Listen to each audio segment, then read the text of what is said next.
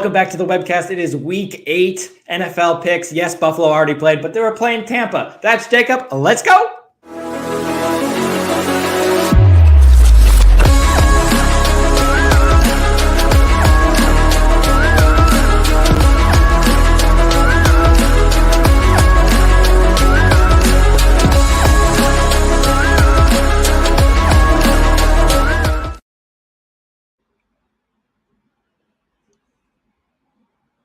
And this is the greatest time of year. We just will kick off the World Series tonight. We have MLS playoffs all the way through. Shout out Vargas with the bike for Charlotte's first goal in the playoff history. We got NFL, we got college football, we got the NBA back. Your Lakers getting on in the win column. LeBron playing more than 5 seconds, it looks like, in this last game, which is very helpful. Taking down the Suns. What a great time to be a sports fan. Am I right? Yeah, there's so much to watch right now. It's great. Yeah. One thing not to watch is Tampa Bay, as they took another loss there to Buffalo, 3 in a row after their bye week. So ever since Oklahoma beat Texas, Baker hasn't won. So that's a little interesting tidbit there. But we had a decent week last week. We are now below that 300,000 rank here on ESPN. We do all of our picks through ESPN. So go ahead and get your picks in and pick along with us as we go for that top spot. We got halfway through the season, which means the trade deadline is coming. Some great moves already.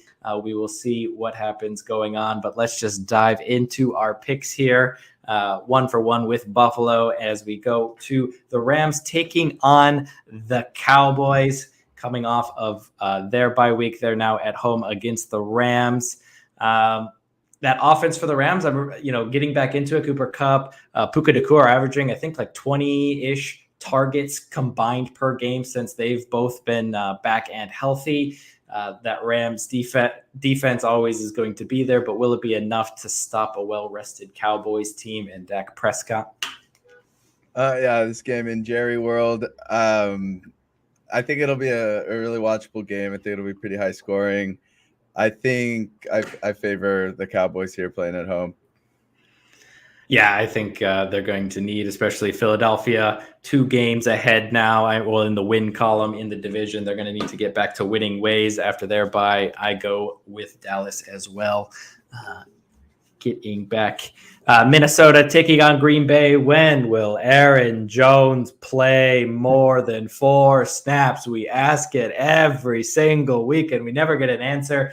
On the flip side, Jordan Addison getting way more targets now. Justin Jefferson's been out, 2 touchdowns last week. A great performance from him to get that win for Minnesota over San Francisco, push them to 3-4. Is that what they needed? Just Justin Jefferson to get hurt in order to figure out what they needed to do on offense? Or yeah, it seems like Kirk Cousins, it doesn't really need a go-to guy necessarily. Just like Addison was out for a couple plays and he just started throwing it to the tight end. Like Cousins could do no wrong. He looked absolutely amazing against a good Niners defense. Granted, their secondary isn't as good as the rest of their defense, but I think the Vikings have the best offensive line right now, especially with Trent Williams being hurt for San Francisco. The 49ers couldn't get to Cousins. He dropped back like almost 50 times, maybe 50 times, and they couldn't get to him. They just 0 sacks for with Nick Bosa on your team. That's not something you expect. And I think Jordan Love's really going to struggle against this Vikings defense that blitzes more than any other team by far. It's something like 60% of their plays are blitzes, and I think Jordan Love's going to struggle big time. Yeah, you lose to the Broncos, you go into the category that has the Broncos, which is until you show me otherwise, I can't trust you anymore. And so I got to roll Vikings. I think you nailed it with that one. I got to go with Vikings. Tennessee, what do they do? What is up with Tennessee? Trade away your best player and then bring in DeAndre Hopkins. Trade in AJ Brown, then bring in DeAndre Hopkins. Not necessarily the best player, I should say, but AJ Brown's still one of the top 3 there on that offense when he was there. And then they pay $17 million to DeAndre Hopkins. And then they start going. They start off 2-4. It is what it is.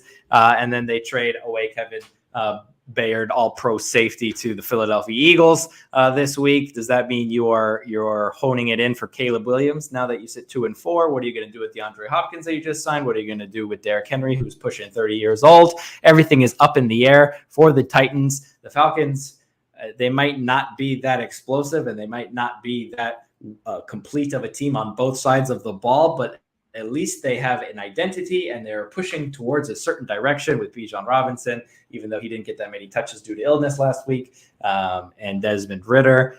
They're 4-3 right now. You see anything but a Falcons win in Tennessee here?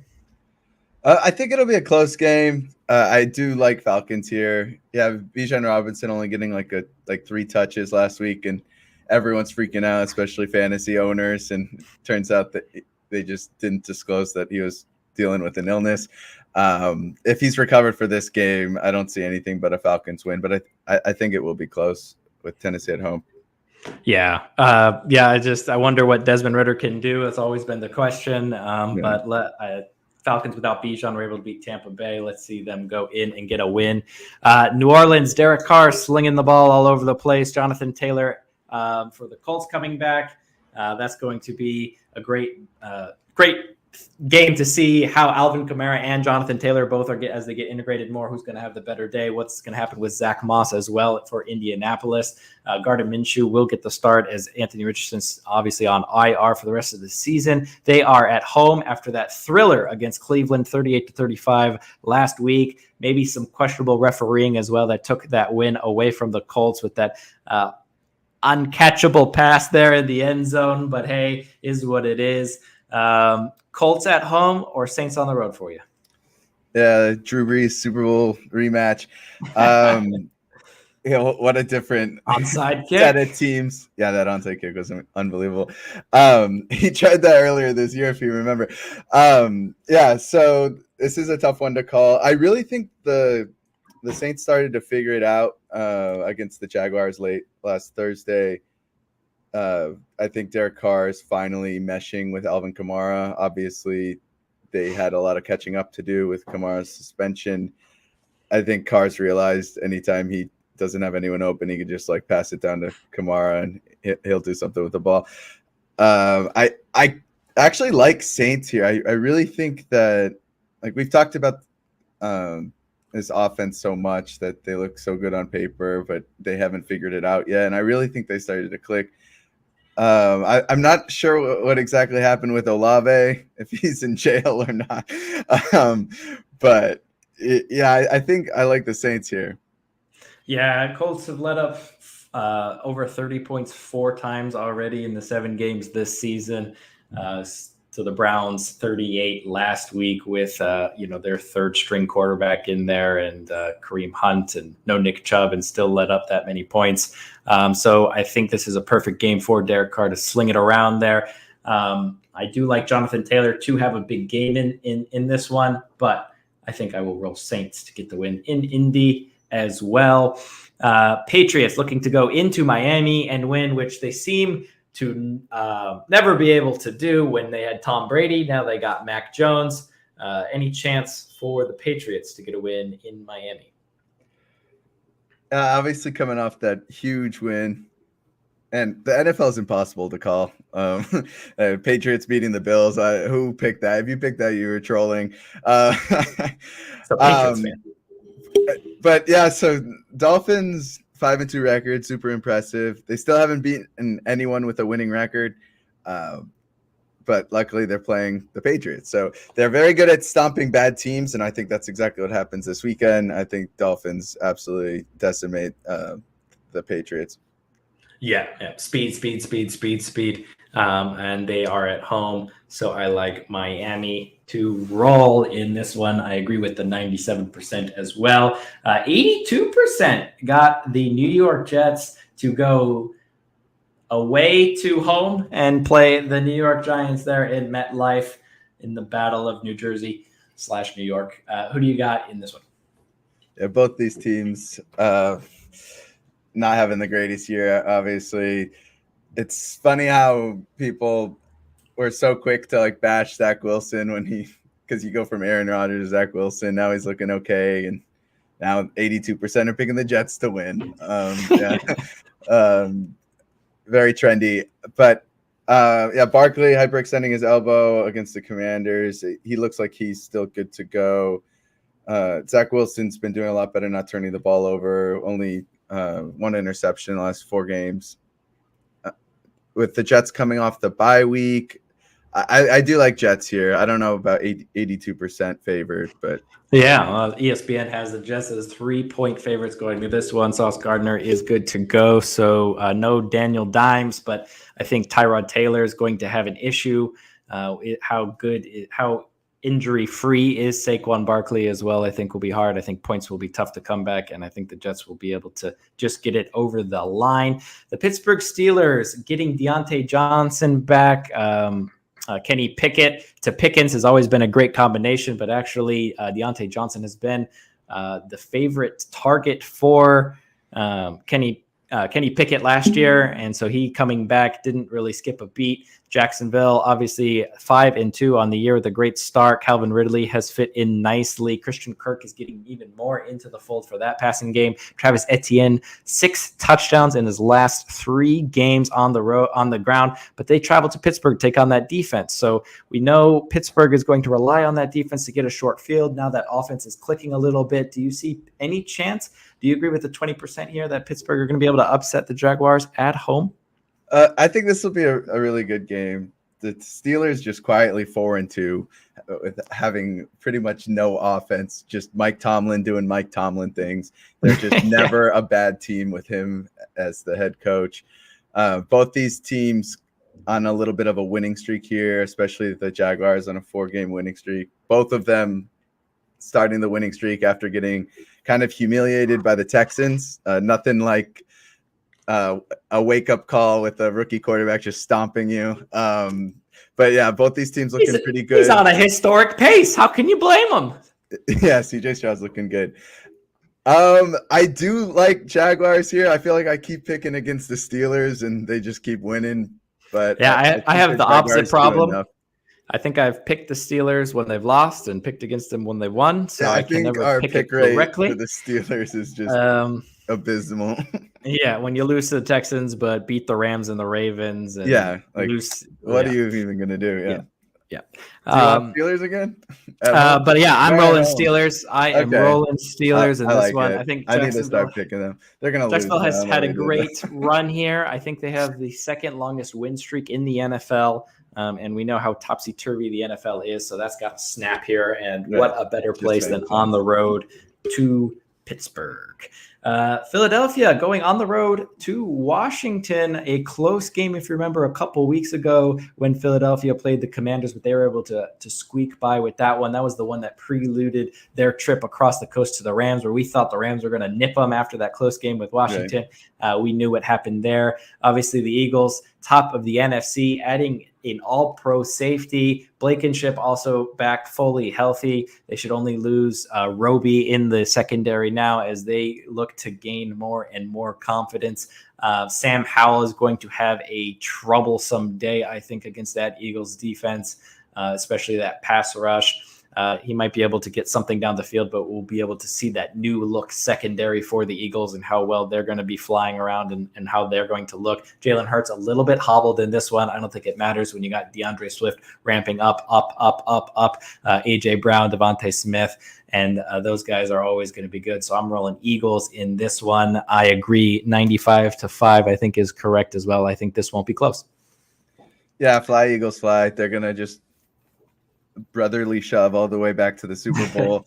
Sam Howell, man, you can't predict what he's going to do. He comes off probably the best game of his career against the Falcons a couple weeks ago, and then the very next week he just has an abysmal game. They only put up 7 points against the Giants with the season low 52% pass completion. I don't know what kind of Sam Howell we're going to get this Sunday, but I think the Eagles either way, even if he plays a great game like he did a couple weeks ago, I think Eagles will take this. You know what they say, death, taxes, and Sam Howell getting sacked. So we know that that's going to happen, and it's going to put them behind. So go fly, Eagles, fly. CJ Stroud, hoping to not have the same luck that Baker Mayfield had. CJ Stroud on College game day in Columbus for the Ohio State-Penn State game, getting a win there in the shoe for Ohio State. Now he returns off his bye week. Hopefully he won't go 3 straight losses. They take on the 0-6 Carolina Panthers. Battle of the rookie quarterbacks. Who do you got in this one? Yeah, love this matchup. The number 1 and number 2 picks in the draft going against each other. CJ Stroud looking like he probably should have went number 1 right now. It might be harsh for Bryce Young. I think the Texans have a little bit more weapons than the Panthers right now. Adam Thielen, though, looking really, really strong. I kind of want to pick the Panthers to get their first win. I mean, when is it going to happen? I don't think they're an 0-16 team. I think they're going to get 1, and I think Bryce Young will have a little bit of chip on his shoulder. Obviously playing against the guy picked right after him, who's having a way better season than him. I would agree with that, but when you let up 42, 42, 21, 37 in your last 4 games, I just have a hard time. I know it's against That's fair. We're going Texans. Jared Goff and Tua and Geno Smith, but I mean, geez, you can't give. The Texans can get down the field already. Their trouble is turning field goals into touchdowns. I think with a team like Carolina that lets up so many, I think the Texans will just get out of hand quickly and just run away with this one. Carolina hasn't scored over 21 or 24 the entire season as well. So they get 3 touchdowns and a field goal, and Texans will win it. And I think they will do it. So let's roll Buckeyes and CJ Stroud in that one. Let's go Buckeyes. Also from the Buckeye State, Cleveland, just also kind of a quiet, exciting 4-2 when they are in the best division in football right now. The 4th place Bengals sit at 3-3. Browns looking to keep pace with the Ravens as they travel to Seattle, take on the 4-2 Seattle Seahawks. Deshaun Watson played all of 4 snaps before being the only one to wear a winter coat and cheer by himself. I love they showed him every single time the Browns were scoring against Indianapolis, or Myles Garrett was doing one of the 1,000 things that he did in that game, and he's just cheering by himself. Comes out and says again, why wouldn't I want to play? I don't know what question he was asked, but it just seemed like a weird response to me. Like, obviously there's all this rumors about him getting guaranteed money, and it's like his response should be more about when he is going to play and how his injury rehab is doing. I think this is going to keep going on and on and on and on. We'll see who ends up starting, whether it's DTR or whoever for Cleveland. But do you think they'll have enough to go into Seattle and get a win? This is a super interesting matchup. Yeah, the Browns defense has been able to just hide the fact that their quarterback problems are insane right now. What a weird career Deshaun Watson has had. He seems like a massive liability for a franchise for obviously several different reasons.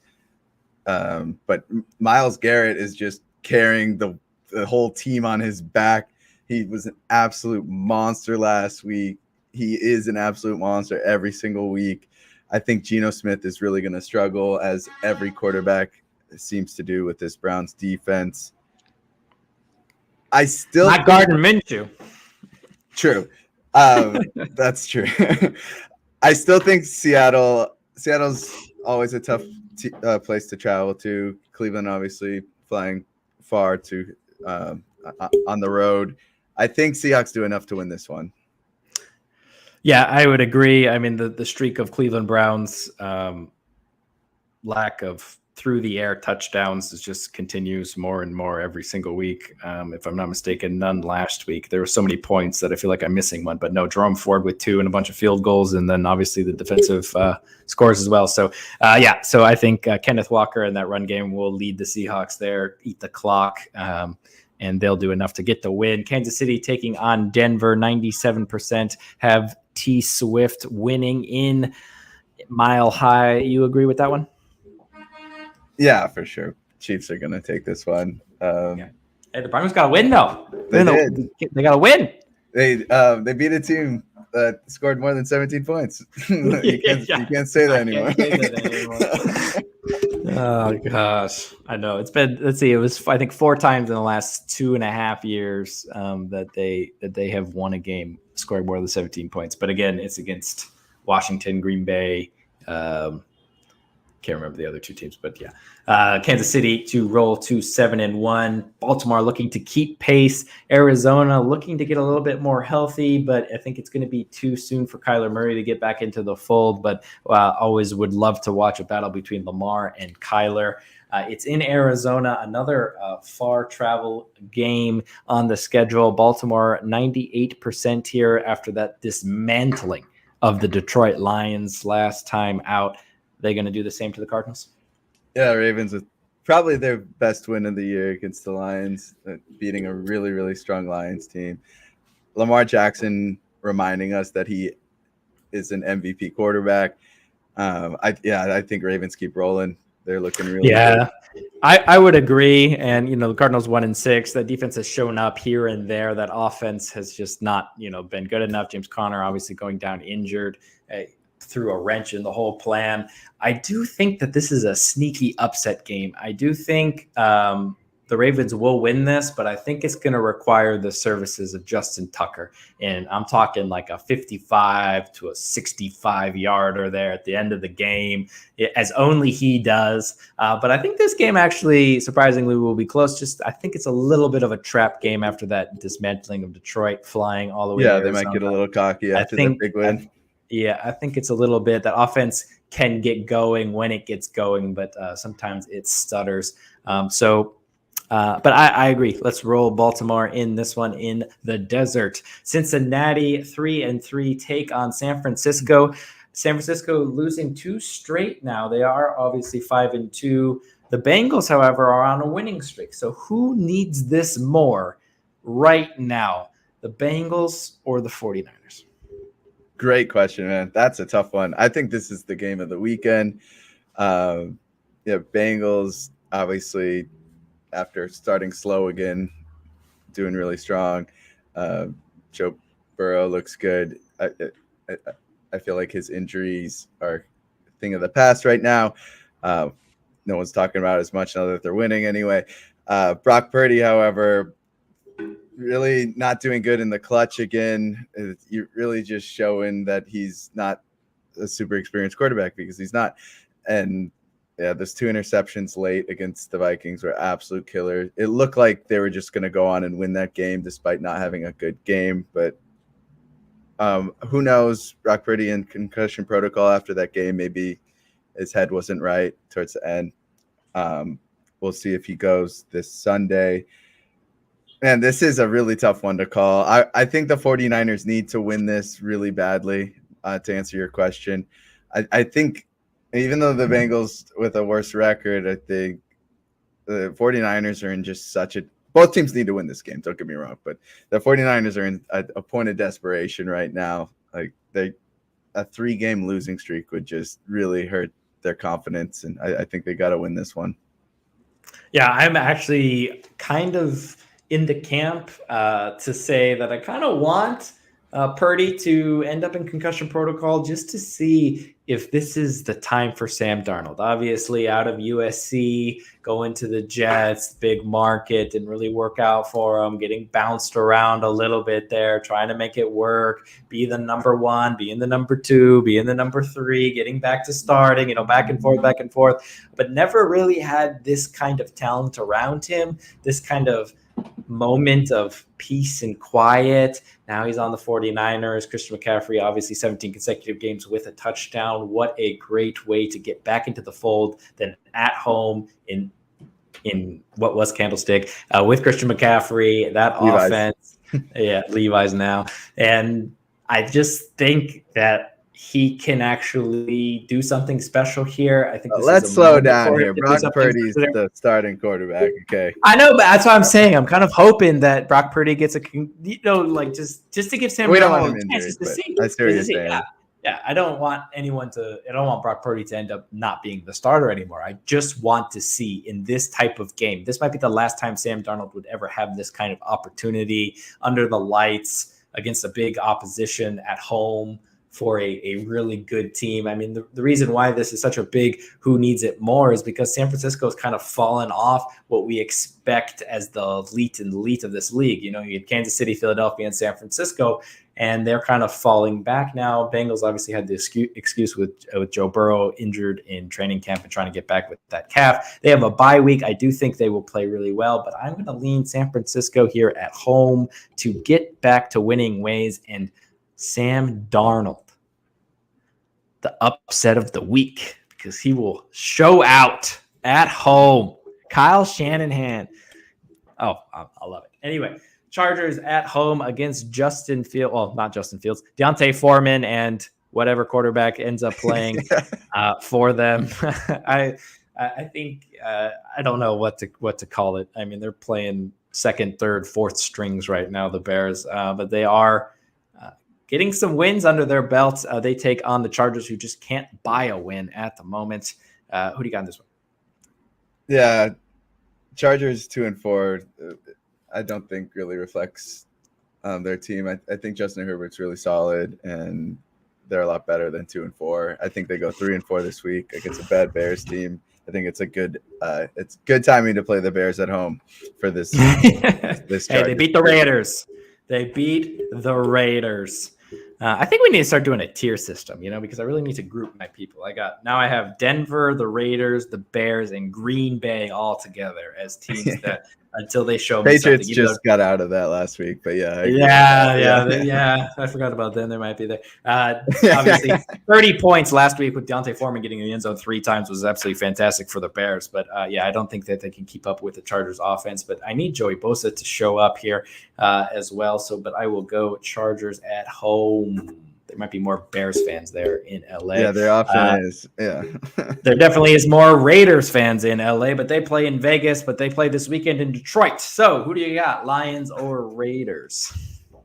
I think I like Lions. Yeah, I think David Montgomery's still dealing with some injuries, but Jahmyr Gibbs stepped up in a big way last week. I think this Lions team is, despite their bad loss last week against a good Ravens team, they're looking really strong to win their division still.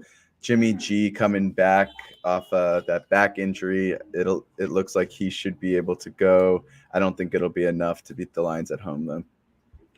Yeah, I agree, especially after getting humiliated like that to the Ravens. There's going to be vengeance to be paid, and sadly, Brian Hoyer, after that poor performance with the Raiders, is going to be on the receiving end of it. We'll see. Josh Jacobs, obviously the rushing leader last year, hasn't been able to get anything going. Devontae Adams hadn't been getting able to get anything going, but he comes out publicly and says, "Give me the ball if you want to win." They targeted Everyone 9 seems times. to be doing that now, and it's working. Well, they targeted Brown's 9 times. doing it. Jamar Chase is doing it. It's just the only difference on the is media and they'll give you the ball. The only difference is the Raiders have McDaniels as the coach and Brian Hoyer throwing him the ball instead of Joe Burrow and Jalen Hurts. But hey, whatever works. 5 catches in the first quarter and then practically nothing thereafter for Devontae Adams as they lose to the Bears at home.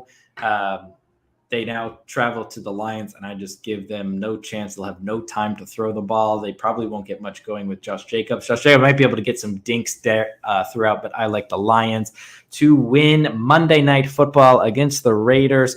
That is all 16 picks from us here at the webcast. Thanks for joining us.